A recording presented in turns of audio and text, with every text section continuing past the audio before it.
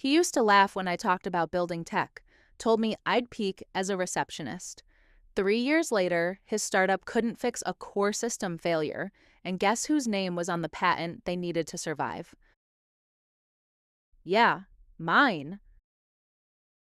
I met Adrian during my second semester of graduate school. He wasn't a student, he was already building his empire, as he liked to put it. At networking mixers, he stood out. Confident posture, always mid pitch about some app or software he was developing. People gathered around him easily, laughing at his stories, nodding along like every word carried gravity. I admired that. I'd spent most of my life in the background, so being with someone so self assured felt like standing in the sun. We started dating after he gave a talk at my university. He said I asked the smartest question in the room. That stuck with me. No one had ever said that before.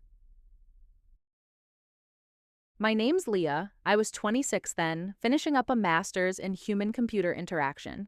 I'd always been a little under the radar, smart but quiet. I liked solving problems in solitude, building things that made life easier for other people. Growing up, I was the kind of kid who rewired the family toaster to add a timer because I hated burned edges. That curiosity never left me, but I didn't look or sound like the engineers Adrian worked with, and I didn't carry myself like someone who wanted the spotlight.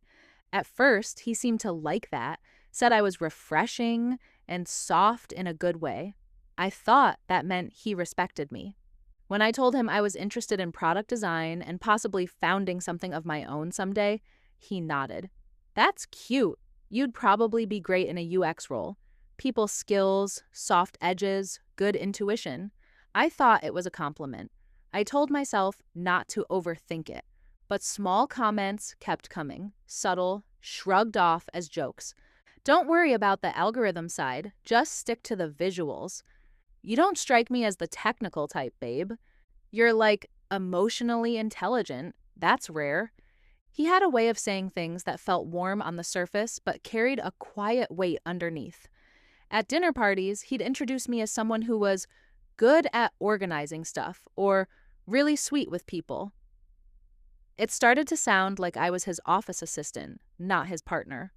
Once, we were at a group dinner with some of his colleagues, and one of them asked what I was working on. I'd been exploring a prototype for wearable haptics, nothing polished, just sketches and logic flows. I started to explain, but Adrian cut in with a laugh. Leah's more of a creative spirit. She doesn't mess with the hard tech. I smiled politely. I always did. I still remember the night everything shifted. We were sitting on his couch, reviewing a pitch deck I'd helped design. I'd just made a comment about how they could improve the data visualization, and he turned to me, half laughing, half serious, and said, "Look, I love you, but not everyone's built for this kind of thinking. It's not personal. I mean, your IQ is probably under 90. It's fine." I froze. He said it like it was objective fact, like he was diagnosing me. When I didn't laugh, he softened his tone and added, "Babe, I'm just being honest. You're amazing in other ways. Just not this one."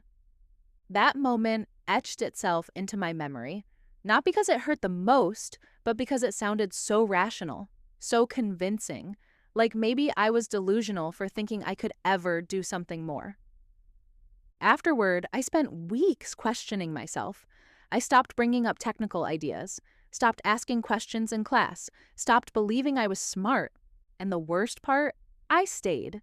I told myself that he was just stressed or misunderstood.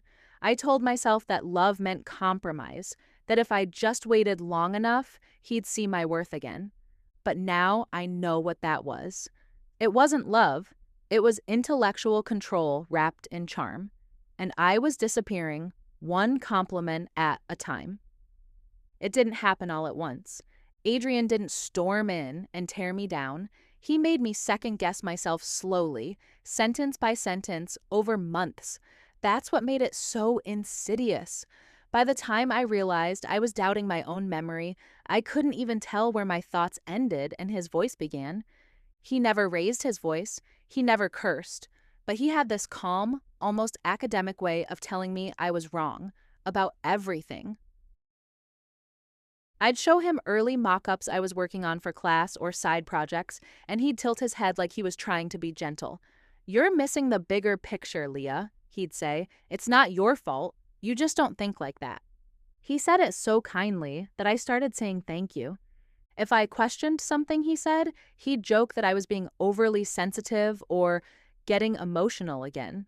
Once, I challenged him on a budget forecast he was showing to a potential investor, just something minor, a missed decimal point.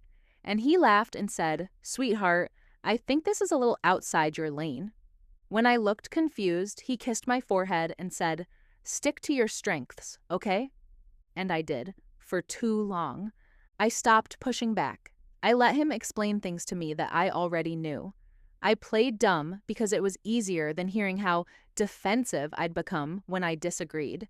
He had a way of making me feel like I was the unstable one, like I was spiraling for no reason. The more I tried to hold on to my confidence, the more I felt like I was slipping. He'd correct me in front of his friends, say I was misremembering something I'd been there for. He once told a story about our weekend hike and said we'd gotten lost because I couldn't read a map. We never got lost. I had planned the route, but everyone laughed, including me. That's what really broke me. Not that he lied, but that I laughed along with it, like I needed the approval too badly to call it out. And all the while, he kept building his company.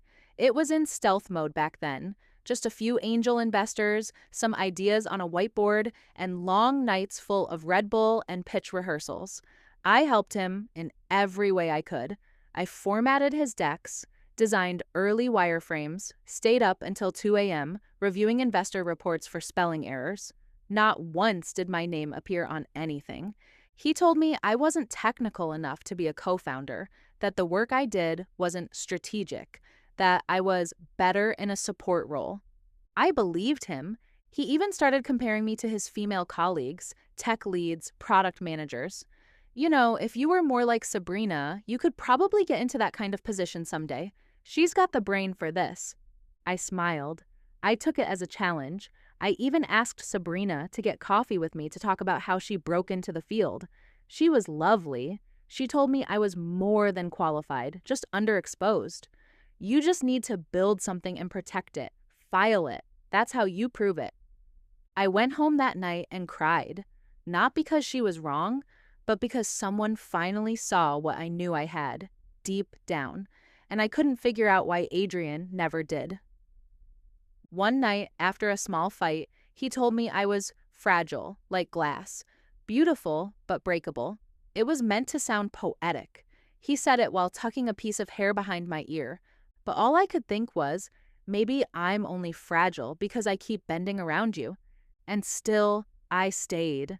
I thought love meant riding out the rough patches, that you had to sacrifice some ego to make it work. But this wasn't ego, it was identity. Piece by piece, I was folding in on myself, shrinking so he wouldn't feel threatened. That was the year I stopped sharing my ideas, even with myself. But things were about to shift, and when they did, he wouldn't see it coming. The breakup didn't come with fireworks. There was no screaming match, no grand confrontation, just silence. We were sitting in his car after dinner with one of his new advisors. I'd spent the evening nodding through another conversation about metrics and market dominance, words I used to enjoy, now weaponized to remind me where I didn't belong. When we got home, he pulled into the garage, shut off the engine, and checked his phone. "Sorry," he muttered, eyes still on the screen. "Big day tomorrow." I waited, for eye contact, for some version of connection. "I think I need space," I said quietly. He blinked like he hadn't heard me. "What?" "Space," I repeated. "I don't think this is working anymore." He didn't ask why. He just said, "You're being emotional again," and got out of the car. That was it. The next morning, I packed the essentials, laptop, sketchbooks, one small suitcase, and left. I didn't tell anyone. I moved into a friend's spare room on the other side of town and deleted his number. I didn't block him. I didn't need to. I knew he wouldn't chase me. I wasn't a threat, and maybe that was the point. For the first few weeks, I felt nothing. I went to work, came home, stared at the ceiling. I expected heartbreak, maybe grief, but all I felt was emptiness, like I'd stepped out of a soundproof box and couldn't remember how to raise my voice. Then one night, I opened my laptop and pulled up a prototype I'd abandoned during our relationship. It was a haptic feedback layer for wearable tech, designed to adjust pressure and frequency based on real-time sensory input. I'd first sketched it out a year before, but Adrian had told me it was naive and not worth filing. But staring at it again, without his voice in the room, it looked promising. Not perfect, not polished, but possible. I started working nights, quietly. No social media updates, no text to former classmates. I took online courses in embedded systems and firmware architecture. I rewired secondhand devices. I filed late-night bug reports on obscure developer forums. I used the money I'd been saving for a vacation with him to pay for a provisional patent filing. Days turned into weeks, then months. I got a new job, entry-level UX at a small design consultancy. Nothing flashy, but the team was sharp and kind, and no one looked at me like I didn't belong. They noticed when I solved problems. They asked for my input. They gave me time. During my lunch breaks, I sketched out improvements to the design. At night, I coded. I started recording use case videos, built a low-fidelity prototype, then a high-fidelity one. When the patent cleared into the public registry a year later, I cried. Not because it was over, but because I had done it alone, without applause, without his approval, without needing to prove anything to anyone but myself. I kept my name on the filing, Leah Gray, but I changed it professionally to L.E. Gray on all public documents. Not because I wanted to hide, I just didn't want to be found yet. My power was in the silence. By the end of the second year, the prototype had evolved into a licensed product used by a niche subset of wearable tech developers. I wasn't rich, but I was stable, respected, and far from the girl who once laughed along when someone questioned her brain. And I thought that was the end of it. Until one afternoon, I got a cold email from a recruiter representing a stealth tech startup looking for a consultant with deep expertise in real-time haptic systems. I nearly deleted it. Then I saw the company name in the signature line. It was Adrian's startup. I stared at the screen, unmoving. My tea had gone cold. The company's name was right there in the signature line. Kinesis Labs, Adrian's startup. The same one he'd been building during the years he was breaking me down. The same company he said needed minds that think differently, which, according to him, never included mine. And now they were reaching out to me. I clicked the link embedded in the email. It led to a generic landing page. Nothing flashy, just a logo, a mission statement, and a vague outline of their core product. Wearable sensory technology for intuitive motion feedback. I knew that language. It was mine. I'd written almost that exact phrasing 2 years earlier when I was drafting my patents documentation. Still, I wasn't sure. The industry had evolved, and people often landed on similar ideas, but something about it didn't sit right. Out of curiosity, I downloaded one of their demo videos from the press section. It was brief, a polished loop of a dancer using their device to control light feedback in real time. As the dancer moved, pulses triggered through her sleeves. But I noticed it, the micro lag in the system, the very thing my code had resolved through adaptive signal modulation. They had a problem, a big one, and I had the solution, filed, certified, and protected under my name. I spent the weekend researching their public records. Their most recent funding round had brought in $4.7 million. Their advisory board included a few names I recognized, people I'd once watched Adrian try to impress, and based on the available specs, they were months away from product rollout. But without a stable feedback layer, the entire system would feel sluggish, inaccurate. They were headed straight for failure, unless they found a fix. Unless they found me. It took everything in me not to send an email right then, just to say, remember me now? But I didn't. Instead, I ran a private search to confirm one last thing: the patent, Mine. Still active. Still protected. Filed under Leah Elin Gray.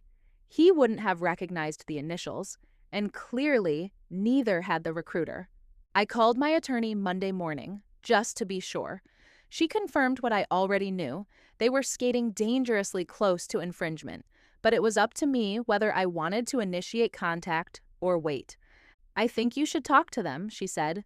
Just don't say who you are. Let them come to the table first.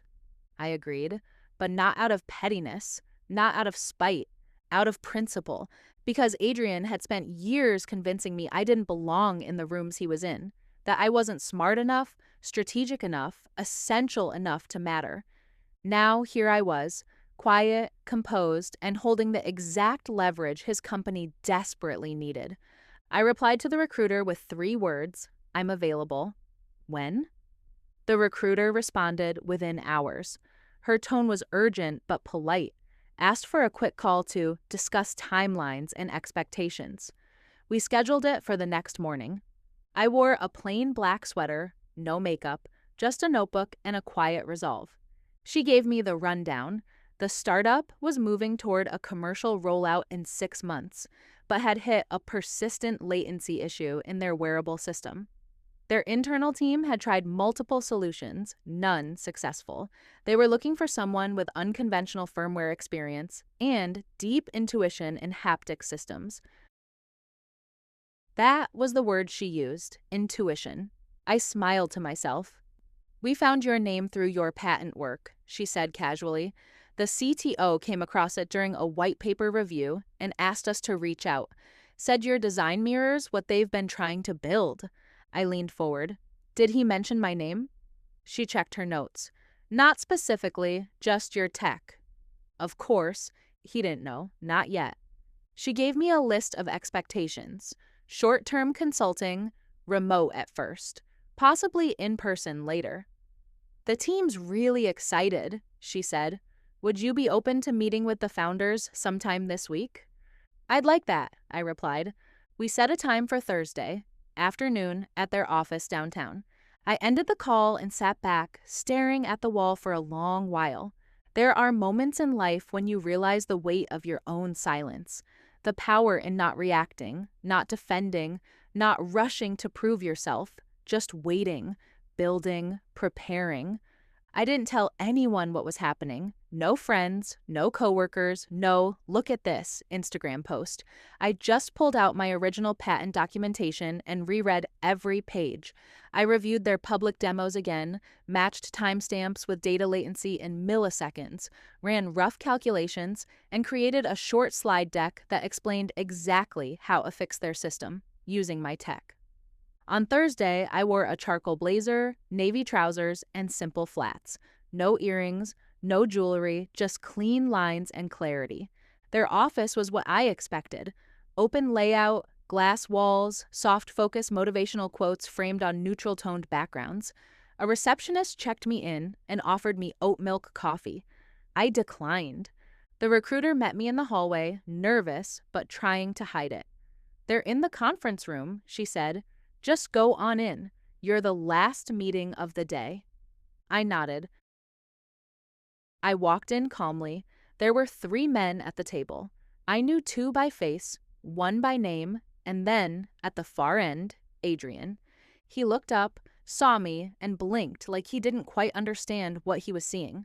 Hi, I said, setting my laptop on the table. I'm Leah Gray. Thank you for having me. His eyes widened. I saw it happen.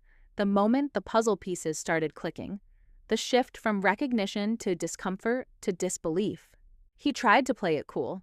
Leah, he said slowly, standing but not reaching out. It's been a long time. I nodded once. 3 years. The recruiter glanced between us. You 2 know each other? Adrian cleared his throat.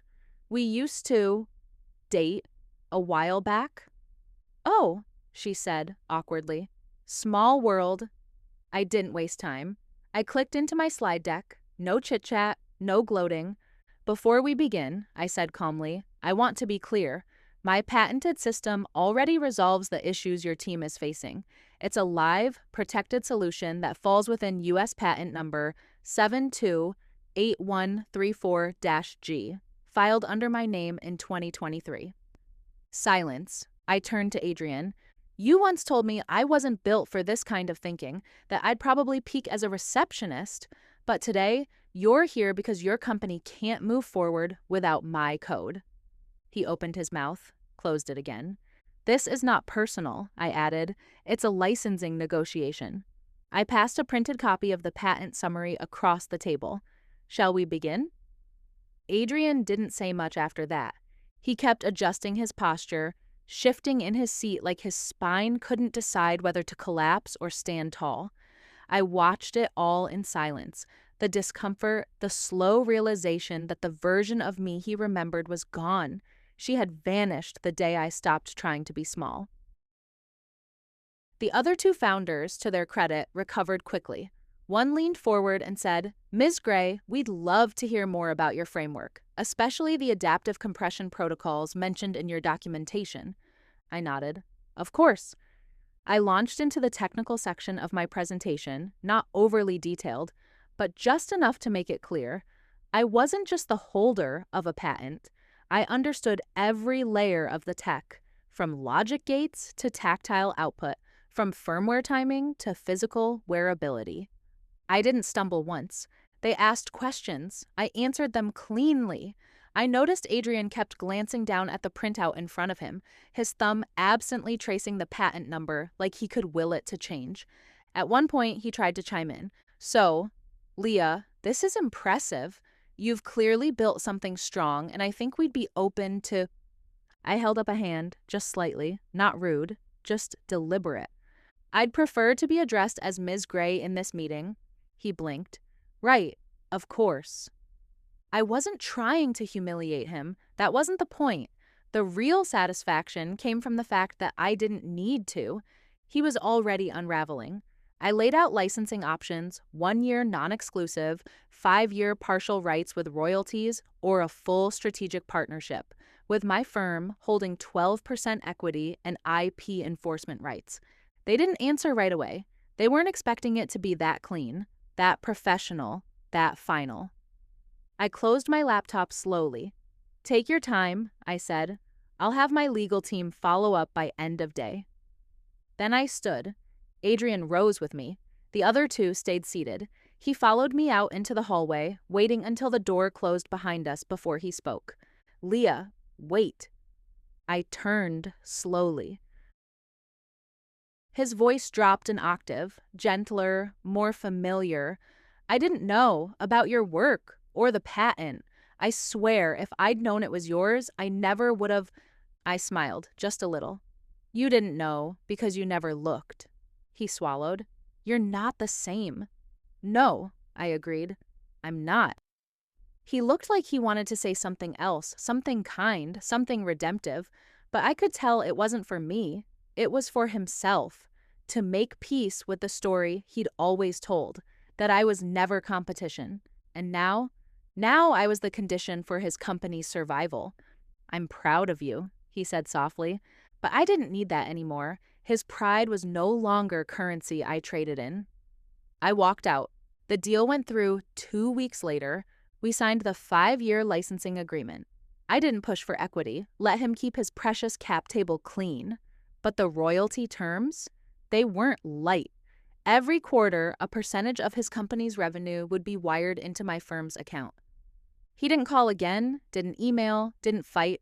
I think he knew. There wasn't anything left to say. My lawyer said we could have sued for infringement, made headlines, made noise, but I didn't want noise. I wanted control, and now I had it. Months later, I saw a photo of him on LinkedIn, speaking on a panel about visionary leadership. I scrolled past, not with bitterness, just with peace.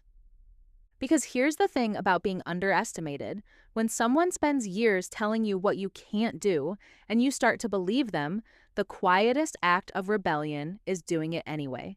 And when you do it better than they ever imagined, that's not revenge. That's legacy. Life didn't change overnight. The royalty checks were steady, not enormous. The patent didn't turn me into a celebrity. But for the first time in years, I woke up every morning without a voice in my head questioning whether I deserved to be where I was. I moved into a quiet apartment overlooking the river. Nothing fancy, lots of light, shelves full of books, and a small lab bench tucked into the corner of my living room. I kept building, quietly, thoughtfully, not because I needed to prove anything, but because I liked the sound of my own mind again. My firm grew slowly. Just me at first, then two other women, both brilliant, both previously sidelined by male led teams that didn't see them. We worked on wearables, accessibility tools, adaptive tech for schools, things that mattered, things that worked. I never mentioned Adrian's name, not in interviews, not in lectures, not even when people asked how I'd broken into the field. I told them the truth, just not his part of it, because the story wasn't about him anymore. One day, a colleague forwarded me a podcast episode. Adrian was the guest. The host introduced him as a pioneer in sensory wearable innovation. My first instinct was to scoff, but I didn't press play. I deleted it instead. I had better things to do. Sometimes people ask me what it felt like to sit in that boardroom and see the man who once told me I'd never make it now needing my work to keep his afloat. They expect anger, triumph, gloating, but I felt none of that. What I felt was stillness. It was like standing at the edge of a cliff I'd once been pushed from and realizing I had wings the whole time. There's a certain clarity that comes from being doubted, a fire that doesn't burn hot but steady, the kind that turns silence into strength, that builds brick by brick until one day the very thing meant to destroy you becomes the reason you can never be shaken again. Adrian will probably never understand what he did. He'll call it ambition or misunderstanding. He'll rewrite history in his own favor. But it doesn't matter because I didn't need to fight him. I just needed to outgrow him, and I did. Have you ever been underestimated by someone who thought they knew your limits? Let me know in the comments. What would your revenge look like if you didn't have to raise your voice?